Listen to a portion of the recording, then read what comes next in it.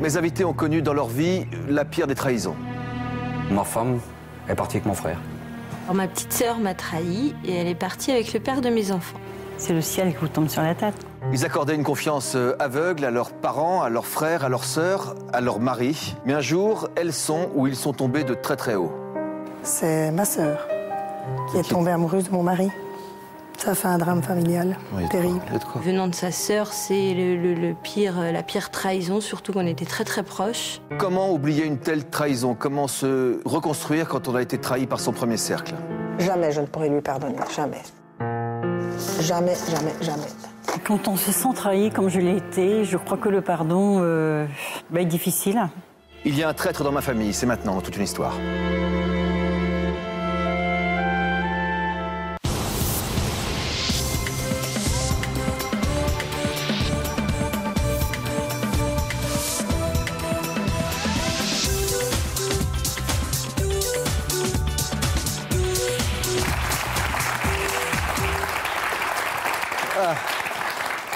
Oh, c'est une question que tout le monde ne s'est pas posée, mais que parfois on se pose, surtout quand on est adolescent ou jeune adulte. Bonjour à tous, merci de nous recevoir. Nous parlons aujourd'hui des amours en famille. C'est Caroline. Bonjour Caroline, qui nous avait donné envie de faire ce thème. Vous étiez venue en fait participer à une émission il y a un mois. Peut-on tomber amoureux d'un membre de sa famille? Et puis, pour différentes raisons, on n'a pas pu aller au bout de la conversation. Qu'est-ce qui s'est passé dans votre famille à vous? C'est pas vous qui êtes tombée amoureuse? Non, ce n'est pas moi. C'est ma sœur qui est tombée amoureuse de mon mari. Grande sœur, jeune sœur? Cadette de 2 ans. De 2 ans. Vous l'avez su au moment où vous étiez avec votre mari depuis combien de temps? 12 ans. 13 ans même. Elle était célibataire, elle? Non, elle était mariée. Et en réalité, elle a été voir mon mari pour son divorce. Pour son divorce? Parce qu'il est avocat. C'est comme ça qu'ils sont liés? C'est comme ça qu'elle a débarqué tout le temps chez mon mari et qu'elle s'est découvert un amour fou pour lui. C'est surprenant, mais c'est comme ça. Selon vous, Caroline, quand vous l'avez vécu, il y a 2 personnes qui sont proches de vous, et tout d'un coup, il y a 2 personnes qui s'éloignent brutalement de vous. Oui. Qui est le plus ou la plus traître des 2? Ma sœur, pour moi. Pourquoi? Disons que je fais un pourcentage. Pourquoi? Parce qu'à l'époque, j'avais des petits jumeaux de 4 ans, ce qui est très difficile à vivre parce que j'avais beaucoup maigri, j'étais souvent malade. Donc mon mari était peut-être un peu dans un état de faiblesse parce que je ne savais pas apporter tout ce qu'il fallait, puisque j'étais tellement fatiguée. Vous étiez malade et c'était lui qui était dans un état de faiblesse? J'étais moi dans un état de faiblesse physique. Lui était dans un état de faiblesse mentale. Et donc ma sœur en a profité parce que comme je pense qu'elle est un peu manipulatrice sur les bords, elle a très bien cerné qu'il était en état de faiblesse et elle a fait tout ce qu'il fallait pour l'avoir. J'ai jamais pensé qu'elle ferait ça, mais ça ne m'étonne pas d'un autre côté. Parce que ma sœur m'a toujours enviée, je ne sais pas pourquoi. Première partie de cette émission, une trahison difficile à soupçonner. Quand même. Même si après vous dites j'ai pas vraiment été, c'est quand même difficilement soupçonnable. Je n'ai pas soupçonné. Les sœurs sont souvent très liées. On n'était pas très liés, attention. Parfois ce sont des rivales?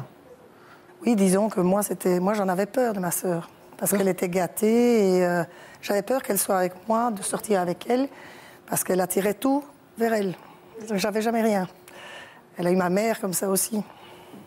À quel moment vous avez eu vos premiers soupçons? Eh bien, un jour, nous sommes allés chez mes parents, mon mari et moi, et j'ai été très étonnée de voir ma sœur. Je dis, tiens. Et de plus, elle avait un livre pour moi. Elle m'a dit, tiens, comme tu es là, je savais que tu venais, je vais te donner ce livre. Ce livre? C'est quoi ce livre? Je ne sais. Oui, je sais ce que c'est. Les femmes qui aiment trop. On peut aimer trop? Après elle, oui, manifestement. Les femmes qui aiment trop? Oui, c'est ça. C'est déjà un signe, c'est-à-dire qu'effectivement, elle montrait par là que vous étiez dans une forme de dépendance à l'amour, donc à votre mari. Donc c'était un signe avant-coureur de quelque chose, je ne sais pas de quoi. Vous pensez qu'elle parlait de Caroline et pas d'elle-même? Ah non? Oui, je pense. C'est un message qui vous était adressé. C'était combien de temps après le début de leur... Un mois. Un mois après le début de la... Un mois et demi, quelque chose comme ça. Comment vous avez découvert qu'il y avait quelque chose entre votre... On a pris un apéritif, ce qu'elle fait jamais, elle ne prend jamais d'apéritif, elle boit que de l'eau. Et je dis, elle boit un apéritif. Et puis j'ai senti l'ambiance, je ne sais pas expliquer, je l'ai senti, et puis tout d'un coup j'ai surpris un regard entre mon mari et elle. Et là je me suis dit, un regard. Et là, je me suis dit, ça c'est bizarre. Et là, je me suis commencé à me poser des questions. Et j'ai commencé à être vigilante, mais ça a été très vite parce que le mari de ma sœur s'est arrangé pour que je la prenne en me téléphonant et en me disant une remarque comme « Tiens, j'ai vu ton mari avec ma femme se promener dans la rue main dans la main. » Mais c'est son avocat, main dans la main. Mais je sais que c'est un mensonge parce que mon mari n'aurait jamais fait ça. Je sais bien qu'il ne l'aurait jamais fait de visu devant tout le monde. Donc vous n'y avez pas cru? Si, j'y ai cru, justement. Alors vous n'y avez pas cru ou vous y avez cru? Si, non, je lui ai dit, tu me mens, jamais fait. tu me mens, mais j'ai très bien compris ce que tu voulais me dire. J'ai compris qu'il voulait me dire, ton mari sort avec ta sœur. Comment le Je l'ai savait-il? compris. Alors j'en ai parlé À qui? à mon mari. Directement, dans la foulée? Ah oui, je tiens pas moi. Il faut que je parle, sinon je suis mal. Vous êtes là pour ça. Et là-dessus, il m'a tout expliqué. Il m'a tout dit. Parce que ça, c'est... Il a tout dit. Et là, je dois dire que j'étais pas bien. On va poursuivre cette histoire et puis voir son dénouement surprenant. Ce sont des histoires incroyables.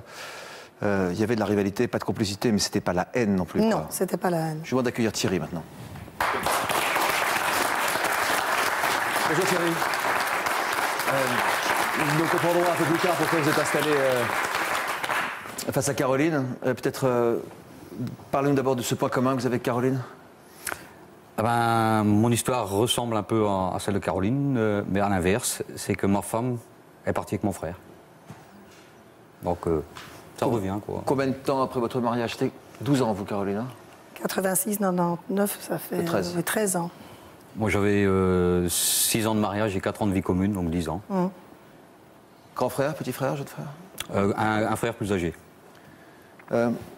Donc 10 ans plus tôt, quand vous avez présenté votre future femme à votre grand frère, quelle avait été sa réaction, à l'un comme à l'autre d'ailleurs? Ouais, le frère, ça n'a pas été trop, j'ai pas eu pas vraiment de réaction, mais c'était plutôt la famille qui m'a mis en garde. Qu'est-ce qui s'est passé ce jour-là? En fait, la famille m'a fait savoir que c'était une dame qui avait déjà eu une aventure avec ce frère quelques mois auparavant, que moi je ne savais pas. Qui vous l'a dit? Un petit peu tout le monde dans la famille. Tout le monde le savait sauf vous, quoi. Ouais, c'est ça en fait. Et votre frère, comment il a réagi? Vous en avez parlé avec votre frère? De ce sujet-là précisément, non. Lui, il a dit que c'était bon, pour lui, c'était du passé. Ah donc vous en avez parlé alors? Ouais, mais vraiment légèrement, quoi, sans vraiment insister sur la chose. Et lui, il a dit tout de suite, pour moi, c'est fini, c'était une bagatelle. Quand vous avez découvert que Patrick vous trompait avec votre mari, vous trompait avec votre sœur, comment vous avez réagi face à cette infidélité? J'étais effondrée, j'étais très triste. Et je suis allée voir une psychologue qui m'a dit vous devez d'abord définir ce que vous voulez, ou qu'il parte, ou qu'il reste. Et moi, j'ai choisi qu'il reste. Et vous, tristesse ou colère?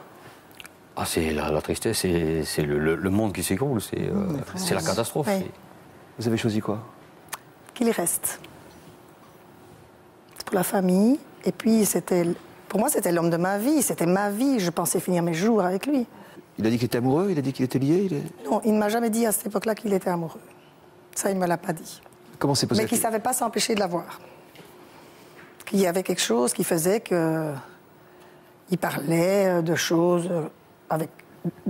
Il parlait avec elle de choses dont il ne parle pas avec moi, mais je ne pourrais pas vous dire lesquelles. Hein. Il était toujours tendre avec vous? Ça a commencé à diminuer, je vous avoue, franchement. J'ai plus beaucoup de vie affectueuse. Il était tendre, gentil, mais il y avait pas dans le... pas de surplus, quoi. Hein, pas de surplus, je veux dire. Non, vous êtes très clair, vous êtes explicite. Alors, vous nous avez dit au début de l'émission que vous en vouliez plus à votre sœur qu'à votre mari. Oui, à cette époque-là, je lui en voulais peut-être plus, mais... Sur le coup? Sur le coup, et les quelques semaines à la après. maison, parce que moi, j'étais bloquée avec mes jumeaux à la maison de 4 ans. Et mon gamin qui avait 6 ans de plus, 10 ans. Et monsieur partait. Alors moi, j'étais parfois assise dans mon jardin en train de dire, mais qu'est-ce que je vais faire, qu'est-ce que je vais faire? Monsieur partait et vous savez qu'il allait la voir? Ouais. Il vous le disait? Ouais. Il vous le disait? Ouais. Vous êtes resté avec lui pour des raisons sociales, de convenance, des raisons Non. matérielles? Non, j'ai espéré qu'il se rende compte que c'était pas le bon chemin et qu'il changerait d'avis, quoi. Je voulais le laisser découvrir en me disant, il va découvrir, il se trompe. prête à tout accepter pour le garder. C'est vrai qu'avec une telle trahison, c'est un tel tsunami émotionnel, c'est, je veux dire, vraiment à la chute qu'il faut... vous avez voulu garder, au fond, ce que vous aviez pour ne pas tout perdre. Mais je vais vous dire... Au risque de tout sacrifier, d'où le livre, tout sacrifier. Même moi-même, à l'amour. d'ailleurs, je me suis sacrifiée moi-même, je m'en rends compte aujourd'hui. Vous parlez du livre que sa sœur lui a offert au moment de la réunion de famille. C'était déjà un signe annonciateur parce que dans une trahison c'est un acte. Mais avant l'acte, il y a des signes avant-coureurs. Avant les trahisons, on a des repères, il y a des fissures dans la communication. C'est-à-dire que celui qui va trahir... Oui, donne des signes. Mais volontairement ou involontairement? Les deux, je pense qu'il y a des signes qui sont volontaires, non masqués, et des signes un peu plus voilés. Mais de toute façon, il y a toujours des signes avant la grande trahison et la révélation de la trahison. Vous auriez pu le voir, Thierry? J'ai rien vu. Pendant 10 ans, vous n'avez rien vu? Non, moi j'ai rien vu. Moi jusqu'à la dernière minute, c'était... Enfin, une semaine, quelques jours avant, quoi, c'était... Vous allez nous dire rien. à quel moment vous en êtes rendu compte et surtout depuis quand durait cette relation entre cette femme, la vôtre, et votre frère? Regardez d'abord ce reportage sur l'histoire de Caroline qui a donc... pardonner, entre guillemets l'adultère de son mari. Et vous avez préféré essayer d'oublier en vous disant ça va passer. Cette double trahison, il y a 2 traîtres, jusqu'au jour où un coup de téléphone vous a mis face à une vérité déconcertante. Touché en plein cœur, c'est le titre de ce reportage que nous vous avons consacré. Ma sœur m'a trahi et je ne lui pardonnerai jamais ce qu'elle m'a fait. Jamais. Il y a 10 ans, Caroline découvre que son mari a une liaison avec sa sœur. Pour sauver son couple, elle décide de leur pardonner. Mais il y a 6 mois, tout bascule. Caroline comprend qu'ils sont toujours amants. Un soir, il m'a expliqué que la relation avec ma sœur ne s'était jamais terminée. Donc ça fait 9 ans que ça dure. Quand il me l'a annoncé, le monde s'est écroulé autour de moi. J'étais perdue, j'avais tout perdu. Tout perdu. J'ai réfléchi et puis je lui ai écrit une lettre en lui disant qu'il devait choisir, que c'était elle ou moi. Quelques jours plus tard, comme il ne rentrait pas, je m'inquiétais, je l'ai appelé. Et là, il m'a annoncé qu'il était chez ma sœur et qu'il avait fait son choix. Et que son choix, c'était ma sœur. Et j'ai reçu 2 coups de couteau. Un dans le cœur par Patrick et un dans le dos par ma sœur. Effondrée, Caroline a pu compter sur le soutien de ses 2 meilleures amies, Marie et Florence. Tu te rends compte comment on t'avait ramassé? Heureusement que vous étiez là, parce que c'était dur. C'est vrai que moi j'ai une sœur et... T'aurais pas accepté. J'arrive pas à concevoir la chose, quoi. C'est... Une sœur, c'est une enfance, une sœur, c'est une adolescence, ah oui, c'est ça. Une sœur, c'est la référence aux parents. Ça, c'est une double trahison. Une double trahison.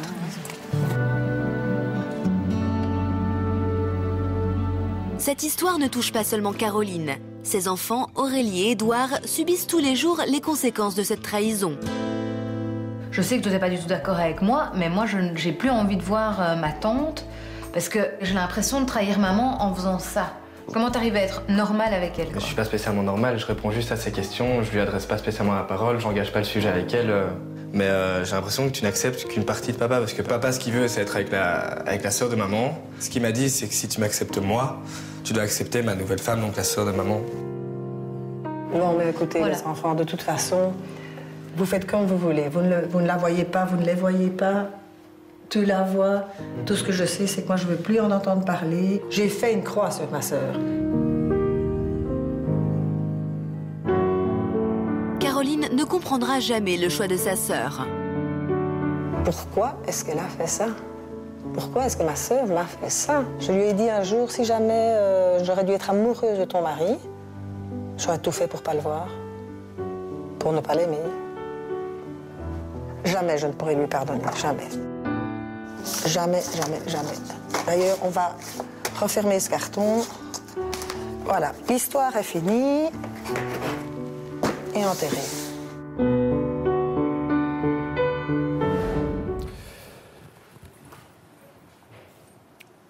La première fois que votre mari a une relation avec votre sœur, c'était à combien de temps d'ici? 10 ans. 10 ans. Donc vous disiez que vous espériez que peu à peu il se détache d'elle. Oui. Vous avez cru à un moment qu'il s'était détaché d'elle? Oui, j'ai cru. J'ai cru parce que tout était différent, on ne parlait plus d'elle. Elle venait parfois dîner à la maison? Non. Les réunions de famille avec vos parents? Non. Vous en avez parlé à vos parents? Je dois vous dire que mes parents, ma maman en est morte. Mes parents sont morts tous les deux. Ça, on ne peut jamais vraiment savoir. Enfin, excusez-moi. J'aurais pu vous montrer une lettre. où ma maman écrit à sa fille « Tu me tues à petit feu ». Comment vos parents l'ont appris? Par moi. Et le mari. Et votre mari? Mais non, qui... pas mon mari. Le mari de ma sœur. Ça a fait un drame familial terrible. Il y a de quoi. Au début de l'émission, vous avez dit qu'elle a toujours été un peu comme ça, elle a toujours été un peu... elle vous jalousait, et pourtant elle a été visiblement plus aimée, ou elle a eu plus de démonstrations d'amour que vous. C'est votre sœur cadette de 2 ans? Oui. Mais parce qu'un jour, moi j'ai... Pardon, excusez-moi, vous êtes toutes les 2 dans la fratrie ou il y a d'autres enfants? Non, on est à 2. Parce que moi j'ai fait les 400 coups quand j'étais jeune pour me faire remarquer, pour dire j'existe. Pourquoi vous avez le sentiment, pardon, excusez-moi de vous couper, mais vous avez le sentiment de ne pas exister par rapport à elle? Non, parce que ma sœur, par exemple, on l'a mis dans une école qui était dans un beau quartier. Et quand on a dit, oh, l'aînée avec le bulletin qu'elle a, c'est presque pas possible, ma maman ne s'est pas battue pour dire, on va essayer. Moi, on a été me mettre dans un quartier, pas un beau quartier. Moi aussi, je veux dire, franchement. Mais à quel moment vous êtes sorti un enfant blessé à ce moment-là? Oui, j'ai trouvé que c'était injuste. Vous avez quel âge? J'avais 13, 14 ans. Ça, c'est la cassure, ça? Et vous avez parlé avec votre sœur, en plus d'avec votre mère? Non, jamais j'ai parlé à ma sœur. Parce que ma sœur, elle a pris, évidemment, elle a eu des amies différentes des miennes. Et c'est là qu'on s'est séparés, en gros. On n'avait pas les mêmes genres d'amis. Mais qu'est-ce qui vous faisait dire qu'elle vous jalousait? Parce qu'elle a pourtant... Non, elle me jalousait. Peut-être qu'elle ne me jalousait pas à l'époque. Ah, oui, parce que là, c'était plutôt à vous de la jalouser, là. Je veux dire... Moi, je pense que la jalousie est venue. Elle a été tellement gâtée qu'elle s'est habituée à ça. Et comme moi, j'ai fait plein de bêtises, le jour où j'ai rencontré mon mari, qui était d'un niveau, si vous voulez, social plus élevé que le mien, plus éduqué, universitaire, etc., connaît beaucoup de choses. Et je pense qu'elle a été jalouse de ça. Parce que le mien avait de la classe, le sien, non. Le mien était attentif, gentil. Mais vous lui faisiez sentir, ça, votre sœur? Je ne l'ai jamais fait sentir. Ouais, on dirait que ça vous fait plaisir, quand même. Ça me fait plaisir de dire qu'il était comme ça, parce qu'il est comme ça. Mais par rapport au sien? Ah, au sien, oui, parce que je le connais, le sien. C'était pas l'amour entre elle et vous, hein. C'était la vraie rivalité, non? Mais je dirais, à cette époque-là, oui. Je vais vous demander d'accueillir... Vous voulez dire un mot, Thierry, d'abord? Je me retrouve un petit peu dans la situation. On ressent, c'est le monde qui s'écoule. Vous allez nous dire pourquoi vous êtes assis en face de nos invités. Il faut qu'on avance, Yvonne, excusez-moi, on est un petit peu en retard. Je demande d'accueillir Pierre.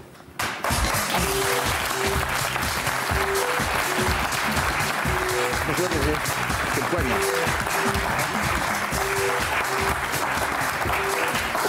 Notre histoire de famille, on parle des trahisons en famille. Vous avez suivi l'histoire de Caroline en coulisses. Oui. Vous êtes le cadet d'une famille de 3 enfants, vous. Tout à fait. Le plus jeune. Pendant votre enfance, quels étaient vos rapports avec vos frères et sœurs? Une sœur qui était surévaluée. Surévaluée? Oui, tout à fait. Qu'est-ce que ça veut dire? Surévaluée? Préférée? On va le dire comme ça, moi je dis surévaluée. Oui, surévaluée. C'est-à-dire... Chacun peut avoir une valeur dans les yeux de ses parents. Et là, par contre, elle avait toutes les valeurs. Plus aimée que vous et votre frère? Bah, apparemment, oui. Mais pourquoi vous dites surévaluée? Parce qu'elle n'en valait pas la peine pour vous? Elle avait certainement pas la valeur qu'on lui conférait. C'est bizarre de parler comme ça de ses frères et de sa sœur. Pourquoi? C'est la première fois de ma vie que j'entends ça. Surévalué. Parce que le mot n'est pas de moi. Il est de qui? De ma mère. Le surévalué, vous avez entendu le mot surévalué? Sa maman disait... Non, on dit plutôt surinvesti, mais si c'est le mot de sa maman, je pense qu'il faut le respecter, mais c'est surinvesti. C'est pas pareil. Oui, surévalué. C'est comme survalorisé. C'est-à-dire, oui, comme si on avait aussi une forme d'illusion aussi. Ouais. On lui prêtait des qualités qu'elle n'avait peut-être pas. Surévalué, on évalue au-dessus. En 1990, vous étiez en jeune homme, parti pour une mission professionnelle au Moyen-Orient. Oui, tout à fait. Alors que vous étiez donc très très loin de chez vous. Quel lien vous avez pu garder avec votre famille? À cette époque, je vous rappelle qu'il n'y a pas Internet, il n'y a pas les téléphones portables, il n'y a que les téléphones classiques. Donc, on a des contacts téléphoniques assez peu fréquents du fait du prix des factures. Et les contacts sont normaux, ni bons ni mauvais, pas beaucoup d'affection, pas beaucoup de détestation. C'est-à-dire, je leur signale que je vais bien, que je continue mon métier. Tous les 15 jours, près, quoi, je veux dire. Semaine, 15 jours. Une semaine, d'accord. Donc un jour de juin 90, donc quelques mois après votre départ pour le Moyen-Orient, un appel d'un membre de votre famille vous apprend quelque chose qui est une vraie nouvelle importante et grave. Très grave. Elle m'apprend la mort de mon père. Combien de temps après sa mort? Ma mémoire n'est pas exacte, entre 1 semaine et 10 jours. Vous avez pris la mort de votre père 1 semaine ou 10 jours après sa mort? Oui. Personne vous a appelé d'ici là avant? Personne. Ni votre mère, ni votre sœur, ni votre frère? Personne. Ni un cousin? Personne. Pourquoi? C'est une excellente question. Vous n'avez pas la réponse? La réponse, c'est la réponse que je me constituerai des années plus tard. Sur le moment, je dois faire front à deux... Quelle est votre réaction? À deux chocs. Premièrement, j'apprends la mort de mon père. Par qui? Par un membre de ma famille proche. Et comment vous réagissez? On vous dit, mon père est mort depuis 10 jours. Alors j'apprends et je dis, bon, bah, bougez pas, j'arrive, je fais mes valises et je viens à l'enterrement. C'est pas la peine. Pourquoi? Je m'attendais à ce qu'on me dise, bah, t'es pas désiré. Là, c'est plus fort, on me dit, il est déjà enterré. Vous attendiez déjà à entendre t'es pas désiré? Vous n'allez pas avec votre père? Avec mon père, si, on avait des rapports filiaux extrêmement basiques. 10 jours sans vous dire que votre père est mort. Vous avez essayé de comprendre pourquoi on vous avait pas dit la vérité, que vous puissiez faire votre deuil comme les autres? Oui, parce que quand vous regardez j'ai revisité un peu l'histoire de France, j'ai vu que par exemple dans des batailles où le roi meurt, on arrête la bataille pour enterrer le roi et on fait venir le fils. Même dans des phénomènes importants, on vit cette chose-là. Là, j'ai eu le sentiment profond, d'une part d'être complètement écarté, comme le sentiment, l'impression d'une trahison, comme le fait de ne pas avoir d'identité au sein de ce groupe humain, qui était censé être ma famille. C'est une certaine manière de me dire, tu n'appartiens pas à cette famille. Par la suite, qu'est-ce que vous avez appris des dernières volontés de votre père, peu à peu, quand les choses se sont déroulées enfin? Quand les choses se sont déroulées, parce que des années plus tard, je reprendrai contact, j'aurai des rapports plus étroits, et j'apprendrai que mon père m'a demandé aux membres de ma famille de me faire venir, car il voulait me voir avant de mourir. Je sais qu'au moins un de ses membres s'y est engagé. Il n'a rien fait. Que quelqu'un s'y est engagé? Oui. A dit je vais le faire? Oui. Ça veut dire que dans ces derniers moments, votre père a peut-être pensé que vous ne vouliez pas le voir? Je pense pas, non. D'accord. Je vais peut-être un peu vite, mais s'il l'a demandé, quelqu'un lui dit je vais le faire et vous n'êtes pas là, ça peut. Je pense qu'il a souffert beaucoup et donc... Il était malade depuis combien de temps? Depuis plus de 3 ans. Vous le saviez depuis 3 ans? Je savais qu'il était malade. Malade de quel type de maladie? Bon, il avait un cancer du fumeur, tout simplement. Bon, je savais qu'il était traité, qu'il était bien traité, et que ça pouvait durer relativement longtemps. Je ne m'attendais pas du tout à sa mort. Et surtout dans des conditions pareilles. Comment on se remet d'une histoire pareille? On continue à en parler après ces appels à témoins et ces bandes annonces pour nos toutes prochaines émissions.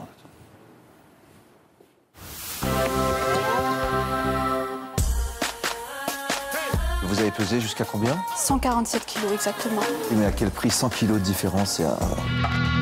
Nos invités ont tout tenté pour éradiquer leurs kilos superflus. J'écoute le minimum les risques qu'il y a, mais je veux absolument maigrir. Mais piégées par leur balance, elles ont fini par mettre leur santé en danger. Au départ, je pensais à perdre du poids et je voyais pas le danger. En fin de compte, c'était une drogue.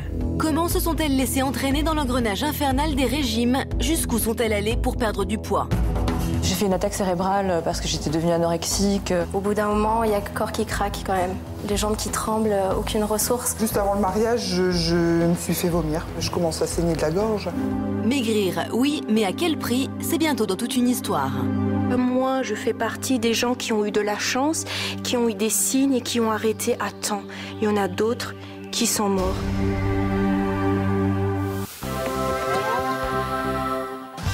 Depuis 2 ans, plus de 3000 invités nous ont fait partager leur expérience. Aujourd'hui, nous reprenons de leurs nouvelles. Souvenez-vous, en septembre dernier, Stéphanie nous avait confié son mal-être. Son petit ami de l'époque l'avait quittée et Stéphanie n'avait plus confiance en elle. Elle avait perdu tout espoir de retrouver l'amour. Qu'est-ce qu'il vous disait? T'es moche, t'es grosse, tu devrais te foutre en l'air parce que t'es qu'une merde. Tu devrais te foutre en l'air? Ouais. J'ai l'impression que mon cœur, il est brisé, il est cassé et je veux surtout pas souffrir. Quelques jours avant l'émission, elle venait de rencontrer Stéphane. Pour moi, c'est vraiment magique. Aujourd'hui, Stéphanie va de mieux en mieux. Son histoire avec Stéphane est très sérieuse, ils sont fous amoureux. Il a su lui apporter l'équilibre dont elle avait besoin. Depuis l'émission, je me suis rendu compte que je méritais d'être heureuse comme tout le monde. Avec mon compagnon, tout se passe très très bien. Nous avons pris un appartement ensemble. Tout va pour le mieux du monde. Je tenais vraiment à remercier Jean-Luc de m'avoir surtout ouvert les yeux sur moi-même. Merci de me retrouver. Alors, le mot est peut-être un peu fort, je ne sais pas si vous le diriez comme ça. Il y a un traître dans ma famille, c'est comme ça qu'on a intitulé cette émission. Oui, il y a un traître dans votre famille. Il y a une traîtresse dans votre famille. Il y a un traître dans votre famille. Y a-t-il un traître dans la famille de Bernadette que je demande d'accueillir, s'il vous plaît?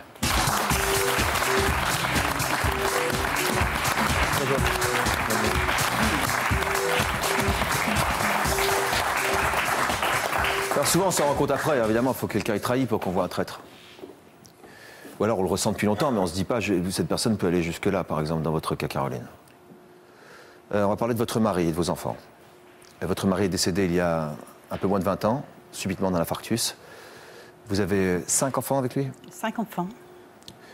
Où vivaient vos 5 enfants au moment du décès de leur père? Alors, mon aîné vivait chez son ami. Ma deuxième vivait chez ma mère, qui habitait à 1 kilomètre.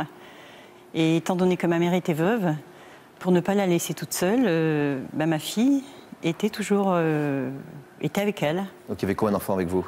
J'en avais 3 garçons. J'avais les 3 garçons. Qui avaient quel âge? Jeunes? Qui avaient 17 ans et 16 ans de jumeaux. Et deux jumeaux de 16 ans?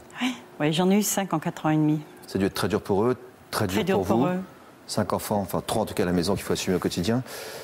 Qui vous a soutenu après son décès? Pas grand monde. Pas grand monde. Est-ce que vous avez pu partager ça avec vos enfants? Pas beaucoup. Pas beaucoup. Aucun des 5? L'aîné des filles, peut-être, un peu.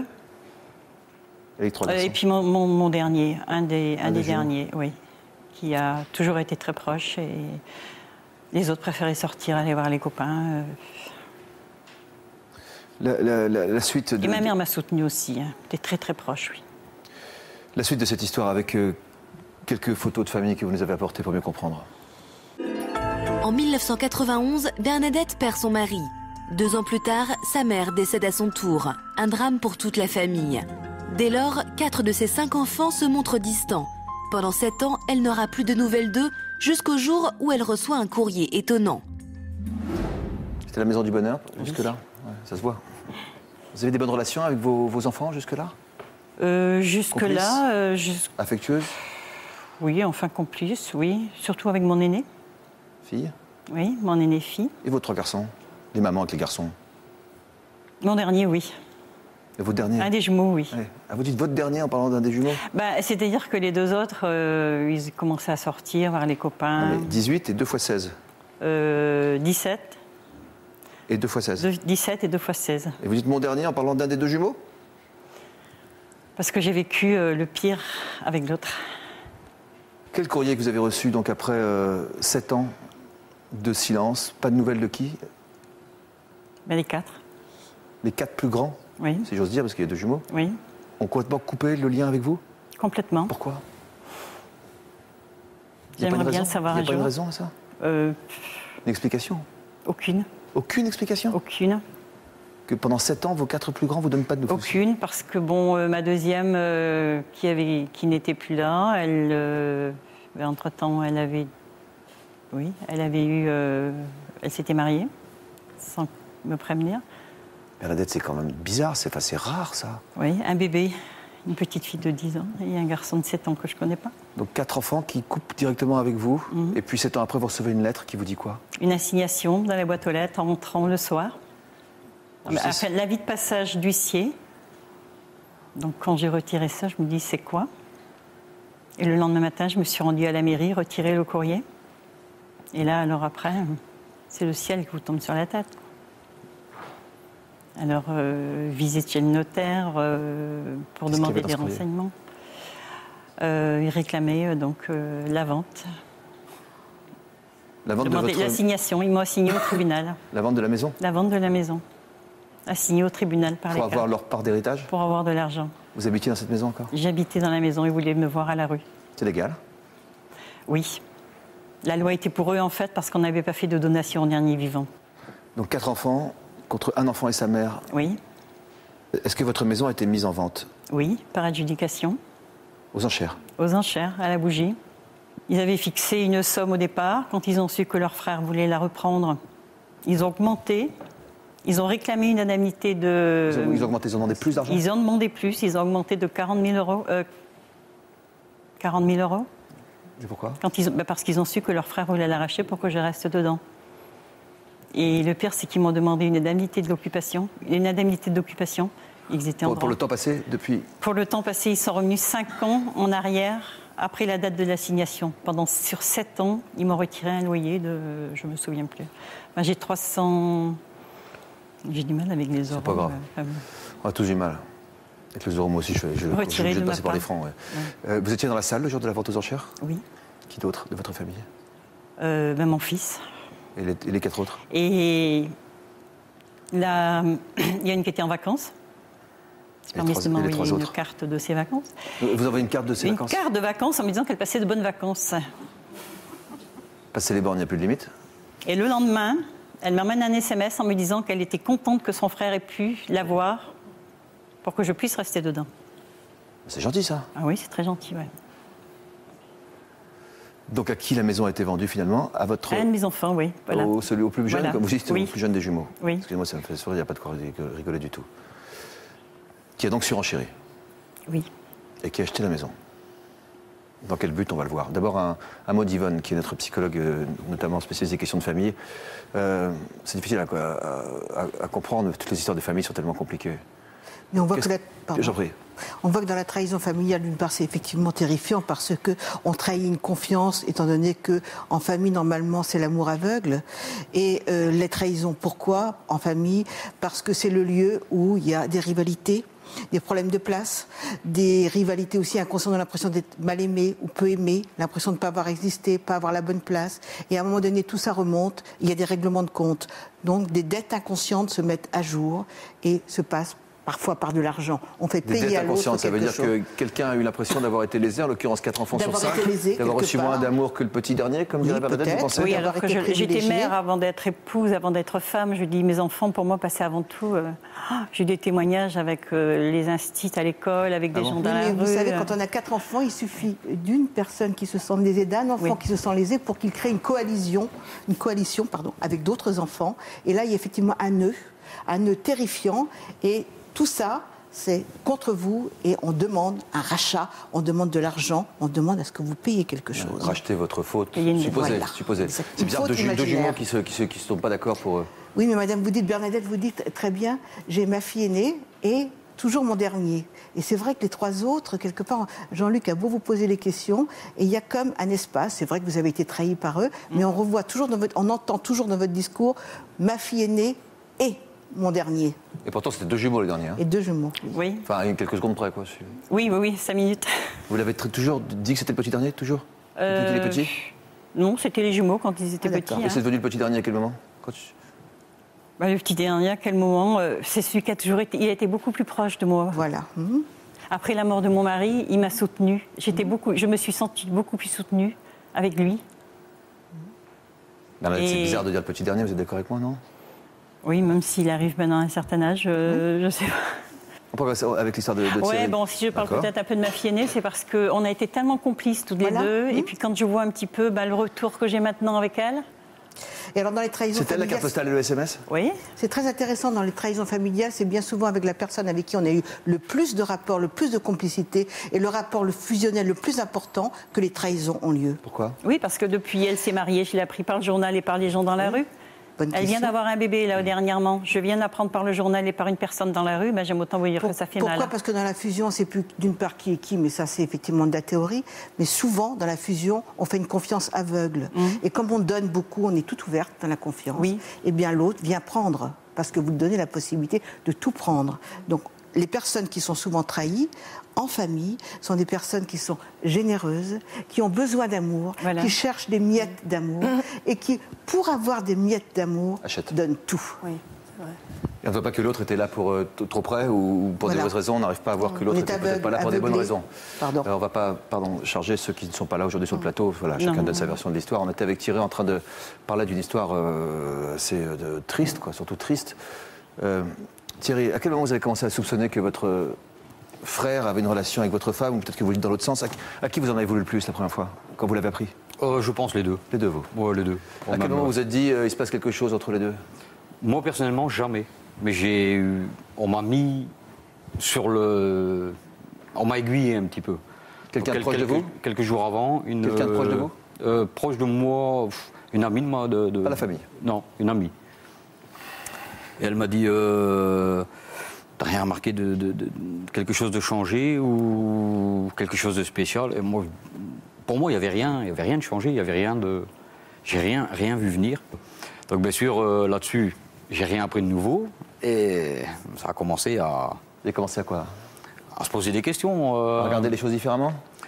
Ouais, mais comme on ne s'attend pas à ça, les gens ne cherchent pas dans cette direction, quoi. On ne s'attend pas à ça. Vous avez posé des questions à votre femme directement? Après quelques jours, oui. Vous lui avez demandé quoi? Si elle était heureuse, si tout allait bien. Ça va, ma chérie? Tu es heureuse? Bah oui. Tout va bien? Ouais, pourquoi tu me demandes ça? Par contre, moi, c'est pas la réponse que j'ai eue. Vous avez quoi? La réponse que j'ai eue, c'est ça va plus très bien avec moi, je suis amoureux de ton frère. Ah, c'est des réponses qui ne demandaient qu'à sortir, hein? Ah oui. Comme quand votre mari vous a répondu ça. C'est votre mari? Oui, c'est votre mari. Alors là, c'est le trou qui s'ouvre et on plonge. Oui, il faut plonger. On plonge. C'est terrible. Ah, c'est un grand trou noir. Et elle ne s'est pas dit, je ne dois pas le voir. Ça ne m'est pas passé par l'esprit. Bah, disons que suite à ça, ça a été très vite. Donc ça a duré quelques heures. Et la décision a été prise... En quelques heures? Là, vous avez voulu en savoir plus. Comment vous avez mis des preuves sur vos doutes? Ah bah c'est essayer de chercher... en fait, c'est en soi qu'on cherche, Mais on ne trouve rien, parce qu'à ça, on ne va pas penser. Donc on ne trouve rien de spécial. Ils étaient ensemble ou pas? Ils n'étaient pas ensemble. Elle était attirée par lui, mais ils n'étaient pas ensemble. Et quelques heures après, ils sont ensemble? Oui, parce que ça s'est passé donc un soir. Dans la nuit, dormir, c'était pas tellement d'actualité. Non. Donc j'ai fait les 100 pas, le café. Et en voulant faire quelque chose ou prendre quelque chose, je ne sais plus au juste, j'ai renversé son sac, mais vraiment accidentellement. Et dans le sac, sur le carrelage au milieu de la cuisine, il y a une clé qui est tombée. Donc une clé, pas sur un trousseau de clés, une clé que je ne connaissais pas. C'est une scène de film. Ouais, c'est vraiment... Donc là, j'ai commencé à me poser des questions. J'ai été la voir dans la chambre, parce que vu que c'était la nuit. Elle m'a répondu que c'était une clé de son travail. Bon. Je suis redescendu, j'ai continué à réfléchir, penser. Donc en fait, on pense à tout et à rien. En fait, on ne sait pas faire le point. Le tri. Et quand c'était quoi? C'était la clé des champs? C'était la clé. C'était la clé de la voiture de mon frère, en fait. J'ai vu réagir, mademoiselle. Bonjour. Qu'est-ce que vous êtes dit à l'instant, au moment de la clé? Bah, j'étais choquée. J'étais très choquée. Ouais, moi aussi. Mais qu'elle ose lui dire que c'est une clé de son travail et de pas être honnête avec lui. C'est ça qui vous choque? Oui. Tant qu'à dire la vérité, autant y aller à fond. Bah oui. Maintenant qu'il a trouvé la clé. La clé d'histoire? Ouais. Oui, en fait, il n'y avait rien en fait, entre eux. Et c'était, elle se sentait attirée par lui et elle avait eu la clé au cas où ça n'allait pas, qu'elle avait un endroit pour se réfugier, à l'attendre. Dans la voiture? Dans la voiture. Donc c'était en fait... c'est difficile parce que lui était marié aussi. Hein, C'est difficile à croire qu'il n'y avait rien, je trouve. Bah déjà, elle avait commencé à dire que ses sentiments, quoi. Je veux dire, pour moi, là, ça n'a plus trop entre nous parce que je suis amoureuse de ton frère. Tu es amoureuse de ton frère. Ouais, là, je veux dire, comme vous dites, le mal est fait. Hein. Enfin, pour moi, à votre place. Vous faites partie de notre émission. Une blessure difficile à pardonner, pour ne pas dire impardonnable. Quand un membre de sa propre famille trahit la confiance absolue qu'on lui accorde depuis toujours, même si ça ne va pas très bien, même si ce n'est pas un vrai lien de complicité, quand on reçoit un choc comme celui-ci ou comme les autres, la désillusion fait aussi mal qu'un vrai coup de poignard en plein cœur. Comment se relève-t-on d'une épreuve comme celle-ci? Est-ce qu'on peut se relever? Est-ce qu'on peut pardonner ensuite? Complot en famille, c'est l'enquête de la rédaction de toute une histoire. La famille est notre premier cercle, notre tribu. Entouré de ceux qu'on aime, on pense que rien ne peut nous arriver. Alors comment imaginer que l'un de nos proches puisse nous trahir? Pourtant, les trahisons en famille existent. mais peu de gens osent en parler. Non, je n'ai pas été trahie par qui que ce soit de ma famille. J'ai rien qui me marque au niveau trahison familiale, non. C'est des questions qui sont un peu personnelles. Je ne peux pas vous dire en quoi j'ai été trahie, c'est beaucoup trop indiscret. Un sujet tabou qui se pose pourtant au sein de nombreuses familles. Il est difficile d'avouer qu'on a été trahi. Ça renvoie au fait de ne pas s'être rendu compte qu'il se passait quelque chose. Donc ça renvoie à sa propre faille, à sa propre erreur. Nous avons rencontré 3 femmes qui ont accepté de briser le silence. Ma petite sœur m'a trahie et elle est partie avec le père de mes enfants. Venant de sa sœur, c'est la pire trahison, surtout qu'on était très très proches. Mon fils n'a pas payé ses prêts. Donc on a été, nous, condamnés à payer ses prêts. Alors, ma maman m'a trahi lorsque mon fils a demandé à aller vivre chez son père. Elle a su écrire une lettre qui m'accuse directement d'être une mauvaise mère. Trahies par leur propre famille, ces femmes ont perdu tous leurs repères. Ça a entraîné sur, je vais dire, mon état de santé, de sombrer dans la dépression. J'ai pensé au suicide. C'était ma petite sœur. Elle a tout détruit. Elle a détruit mes parents. Elle a détruit mes enfants. Elle m'a détruite moi. On a été privés de notre fils pendant des années. Ça nous a énormément fait du mal. Face à la pire des trahisons, le pardon est-il possible? Non, moi, je pourrais pas pardonner, en tout cas. Je comprends qu'on puisse pas le pardonner. Je pense que je pourrais pardonner. Ouais, moi aussi, je pense que je pourrais pardonner parce que c'est la famille. Chacun vit la question du pardon individuellement par rapport à ses capacités à pouvoir dépasser les choses. Autant la faute, c'est quelque chose qui nous tire vers le bas, autant le pardon, c'est quelque chose qui nous élève quand même. Je n'ai pas pu pardonner à ma mère et je ne pense pas que j'y arriverai. Et je ne sais pas si je pourrais oublier. Le pardon, c'est impossible pour moi aujourd'hui. Je me reconstruis sans elle. Pour moi, elle est partie, ma sœur, elle est morte. Moi, je lui accorde mon pardon, mais le problème, j'attends ses excuses. Mais c'est pas pour ça que j'efface tout ce qui s'est passé avant. Est-ce que mes invités ont pu pardonner? Est-ce que vous avez pu pardonner? Est-ce que Caroline a pu pardonner? J'ai pardonné une fois. Oui, quand vous avez donné une deuxième chance à votre mari. Bernadette, cette maison est donc passée en vente aux enchères. Votre maison, on a compris que c'était un point important dans votre vie. Je disais la maison du bonheur, pas vraiment. Oui. Oui, pour vous, mais pas oui. vraiment pour toute la famille, en tout cas non. unie. Hein. Non. Est-ce que vous avez pardonné? C'est toute la question. On voit ça juste après ces quelques messages. À tout de suite.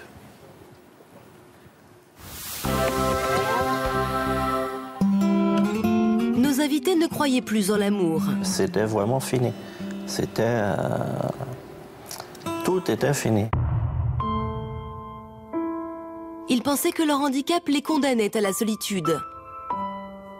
Après l'accident, pour moi, elle n'avait plus rien à faire avec moi. Je voulais pas qu'elle reste avec moi par pitié.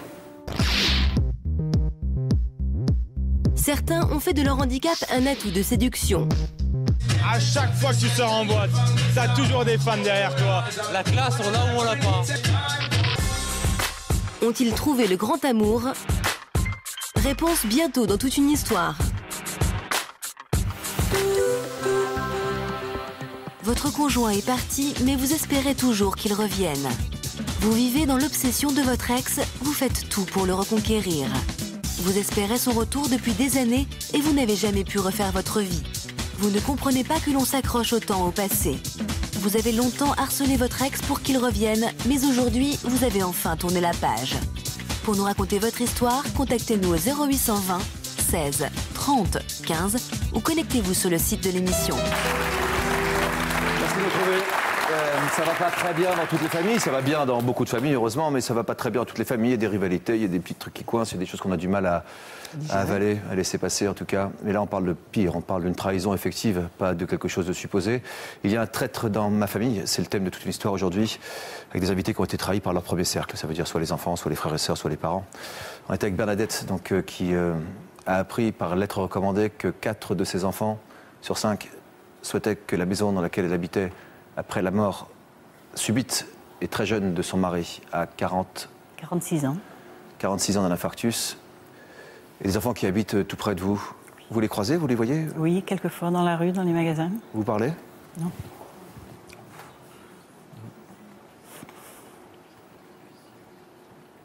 Ils ne vous parlent pas ou vous ne leur parlez pas? Et deux. On va vous laisser reprendre vos esprits. Je préfère que vous laissiez réfléchir, Jeannette. Pierre, vous avez reçu un coup de téléphone d'un membre de votre famille vous annonçant que votre père était mort depuis une dizaine de jours, à peu de choses près, ou une semaine ou 10 jours. Quel lien avez-vous pu construire depuis avec votre famille? D'abord, j'ai renoué le lien avec moi-même. Parce que je suis parti d'un principe qui est peut-être surprenant de me dire j'avais peut-être une part de responsabilité dans leur attitude. C'est un homme surprenant, Pierre. Avant d'aller voir ailleurs, j'ai préféré, comme on dit, balayer devant ma porte. Donc je partirai, et ça je ne le sais pas au début, je partirai dans 10 ans de thérapie. Je rentrerai en Europe, je ferai ma thérapie pendant 10 ans. Vous en parlez au futur? C'est au passé? Au passé. Oui, à l'époque, vous vous dites ça. Oui, oui, tout à fait. Je rentre, et je me dis, bon, ils ont fait ça, le fait ne peut pas être changé. Par contre, ce qui peut être modifié, c'est la manière dont j'appréhende ce fait. Peut-être. Et à cette époque-là, c'est peut-être. Donc je ferai ma thérapie. Balayer devant votre porte, ça veut dire chercher aussi peut-être votre part de responsabilité? Tout à fait, tout à fait. J'ai une part de responsabilité obligatoirement dans l'interaction que j'ai avec les autres, systématiquement. Et à l'époque, je le sais. Je sais que j'ai... Et c'est pas chercher une culpabilité, c'est chercher une responsabilité. Et le beau que j'ai... Ouais. Donc je partirai dans cette thérapie, parce que ce sera vraiment un voyage. J'envisagerai ce fait, j'envisagerai d'autres faits de ma vie. Ça m'amènera à complètement me revoir, à identifier la manière dont les personnes me perçoivent à cette époque, et non pas à me transformer en fonction de ce que les gens voient, en victime, mais à me transformer en fonction de ce que je suis, et à accepter définitivement ce que je suis. Qu'est-ce que vous avez vu? J'avais une certaine indifférence, un certain, entre guillemets, manque de respect à l'égard des gens qui étaient autour de moi, dans le sens où j'étais peut-être un peu trop égocentrique, un peu trop égoïste. Et alors vous vous êtes tourné vers eux? Je me suis d'abord tourné vers moi. La réponse était... Après, une fois, oui. Après, au bout de 10 ans? Au bout de 10 ans, oui, tout à fait. Tourné vers eux? Oui, tout à fait. Vous avez agi différemment? Oui, complètement. Avec tout le monde? Vous avez été... Comment vous avez fait? J'ai écouté une émission dernièrement à la télévision où comment un personnage de Yann Arthus Bertrand disait « Comment pourra-t-on me pardonner si je ne sais pas pardonner ?» Pour moi, le pardon est obligatoirement quelque chose de construit. À cette époque, après 10 ans de thérapie, je le sais. C'est quelque chose de constructif, obligatoirement. En sortant de la théorie, pour pouvoir nous reprendre sur le cas d'espèce, précisément. Cette théorie, c'est ça ce que je mettrai en pratique aussi. Oui, d'accord. Voilà. Alors, qu'est-ce que vous avez découvert chez vous? Que je n'étais absolument pas celui... Que vous étiez qui, alors? Je n'étais pas celui... Que vous pensiez? Dont on avait construit une certaine image. J'étais beaucoup plus fidèle, beaucoup plus profond et beaucoup plus juste à l'intérieur de moi-même. Ah bah, quand on découvre ça, ça va encore. Oui. Ça permet et de alors se vous êtes construire, allé vers les autres et vous leur avez pardonné pour qu'ils vous pardonnent. Et vous avez renoué avec votre sœur, avec votre frère, J'ai renoué, avec votre mère. Oui, complètement. Alors bon, là où il n'y a pas vraiment des liens d'amour profond, vous n'allez pas en constituer, parce que l'amour est strictement... unilatéral. C'est immatériel. Par contre... Vous avez dit quoi, Yvonne, comme mot? Unilatéral. Oui, tout à fait. Par contre, bon, on peut développer des valeurs de respect, de tendresse, de gentillesse, de pouvoir parler de tout et d'autres choses. Donc vous vous voyez régulièrement, ça... On se voit quand on se voit. C'est-à-dire, vous voyez ou pas? Oui, on se voit. On se voit. Par contre, j'entretiens un rapport plus privilégié avec mon frère. C'est-à-dire, malheureusement, eux sont restés dans le même état. Et quelques années plus tard, toute cette famille est éclatée. Je suis le seul point commun entre tous les membres de la famille. Tout a éclaté après vous? Tout a éclaté. Vous avez toujours des relations avec votre mari, ne serait-ce que pour les enfants? Oui, tout à fait. Ça fait combien de temps qu'il est avec votre sœur maintenant? Le total ou bien qu'il est parti?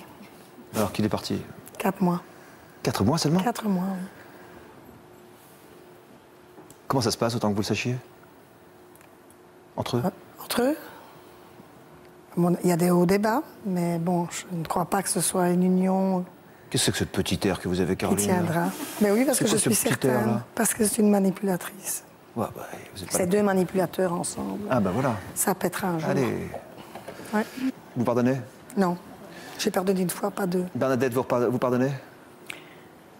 Quand on se sent trahi comme je l'ai été, je crois que le pardon est difficile. Bon, oublier, je ne pourrai jamais oublier ce qu'ils m'ont fait.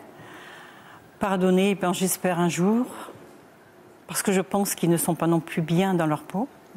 Ça fait beaucoup de questions qui restent en suspens. Alors la question, c'est qui est-ce qui est assez grand ici pour pardonner le premier à l'autre? Est-ce que dans les magasins, il ne faut pas prendre la parole et parler? Vous êtes venu pourquoi témoigner à cette émission? Pour raconter votre histoire ou pour chercher des clés aussi? Un peu des deux. Un peu des deux parce que j'ai perdu confiance en moi et j'ai perdu confiance à tout le monde, à beaucoup de gens. Thierry va nous donner le dénouement de son histoire dans un instant et vous allez comprendre pourquoi il est assis en face de nos invités aujourd'hui. C'est franchement, Thierry, c'est impressionnant. Mais d'abord, je voudrais que Yvonne vous donniez vos conseils peut-être à nos invités et puis tous ceux qui connaissent, ils sont si nombreux, des situations qui ne sont pas exactement les mêmes, mais qui sont comparables. Alors déjà, pardonner une trahison, oui, mais effectivement, on l'a déjà dit une fois, un pardon, ça se mérite et c'est pas unilatéral. En ce qui concerne... Contrairement à l'amour, alors. Contrairement à l'amour. Bernadette d'abord, parce qu'on était sur Bernadette, qui cherche des clés. Qui cherche des clés, il y a, je crois, quelque chose de très très important que vous pouvez faire.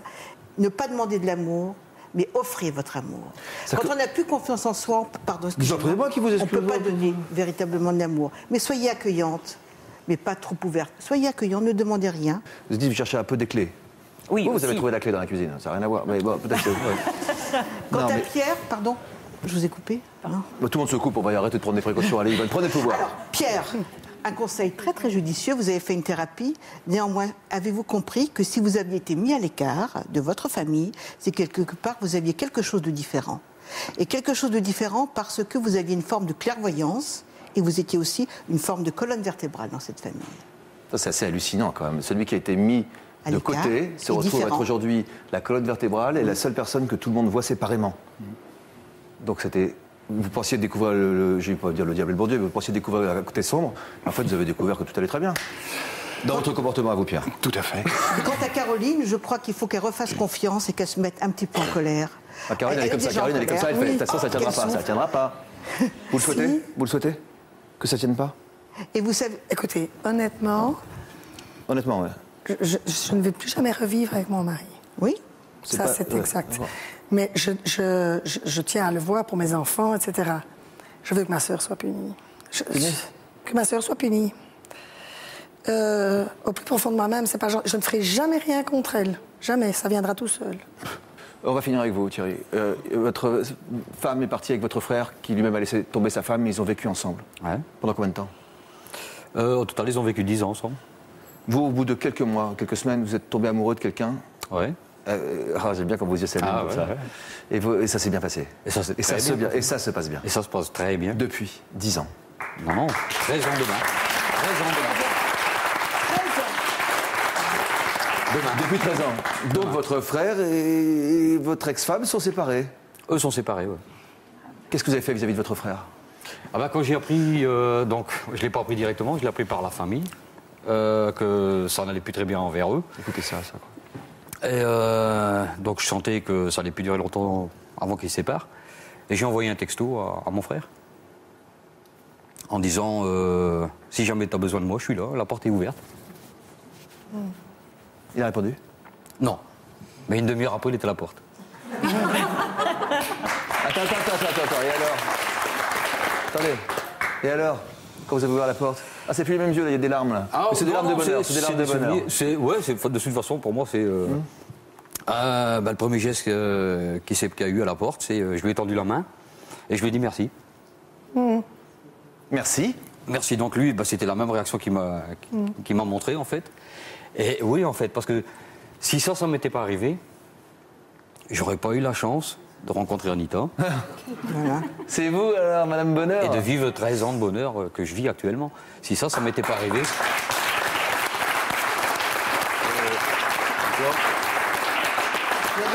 Voir le côté positif des choses et dire merci à son frère. Il a dû tomber de l'arbre avec 2 épaules en même temps. Disons que c'était la grosse claque dans la figure qu'il a reçue. C'était un geste gentil de votre part? Ah ouais, c'était sincère. Ouais, moi j'ai toujours été. Vous l'aimez, votre frère? Ah ouais, toujours. Est-ce que ça vous a soulagé de pardonner? Ouais, énormément. On sent vraiment libre. On sent vraiment bien. Ouais, c'est... Non,